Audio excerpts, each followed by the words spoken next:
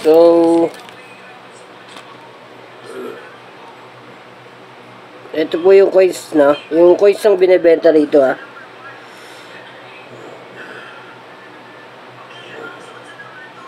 Yung coins 1977 Liberty $1 coin. So may kalakip na panalangin yan. Number 1 coin. Panalangin para sa kaligtasan ng kaluluwa. Patawarin niyo po ang aking mga kasalanan, nagawa at muling iligtas mula sa kamatayan at ibalik sa aklat ng buhay ang aking pangalan. Mga kasalanang nagawa, naisip, pang-espiritu, na salita at salaman at salamang kasalanan. Maraming salamat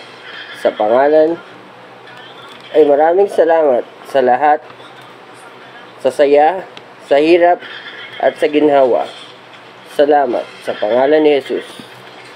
So yung coins na to, Liberty, In God We Trust $1 coin, United States of America, 1977. So meron pong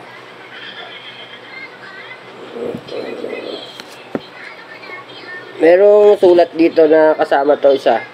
So babasahin niyo lang to pagka nabili nyo, pag namatay na ako.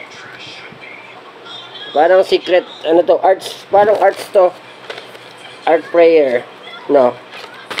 Na ang binibili nyo lang dito yung coins, hindi yung panalangin So sa maniniwala, maraming salamat, sa hindi.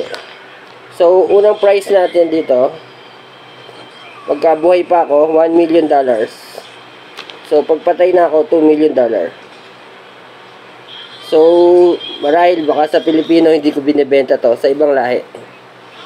So sa mga taong pinakamayaman dyan na sa tingin nyo yung kaluluwa nyo walang kaligtasan, o may mga pamilya kayo na sa tingin nyo nasa impyerno, sa purgatorio, so pagka binili nyo itong sulat ko, maaaring maligtas sila.